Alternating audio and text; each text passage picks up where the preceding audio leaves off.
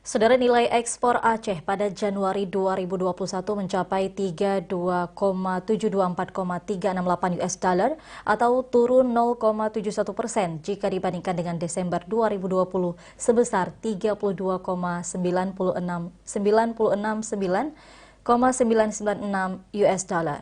Ya, sementara impor pada Januari 2021 tercatat 33,220 US dollar atau turun 98,51% jika dibandingkan Desember 2020 sebesar 2,225,250 US dollar.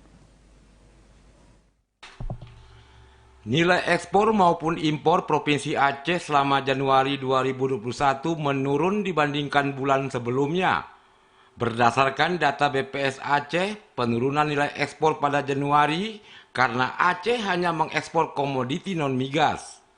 Kelompok komoditi non-migas terbesar yang diekspor dari bahan bakar mineral, yaitu mencapai 21,305,285 US dollar dengan komoditas utama berupa batu bara yang dilumasi maupun tidak, tapi tidak diaglomerasi batu bara lainnya.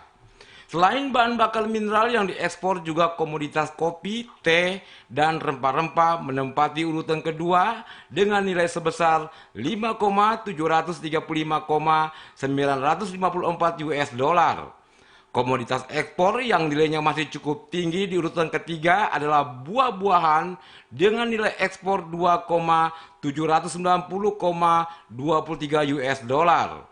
India masih menjadi negara tujuan terbesar ekspor komoditas batu bara dari Aceh dengan nilai 20,551,798 US dollar pada Januari lalu. Sementara penurunan nilai impor Aceh hanya berupa satu komoditas non-migas, yaitu mesin-mesin atau pesawat mekanik sebesar 33,220 US dollar yang dikirim melalui pelabuhan Calang. Sementara untuk komoditas lainnya tidak ada impor sama sekali di bulan Januari 2021. Untuk impor, Tiongkok menjadi negara pemasok mesin-mesin atau pesawat mekanik satu-satunya ke Aceh. Tim Liputan TVRI melaporkan.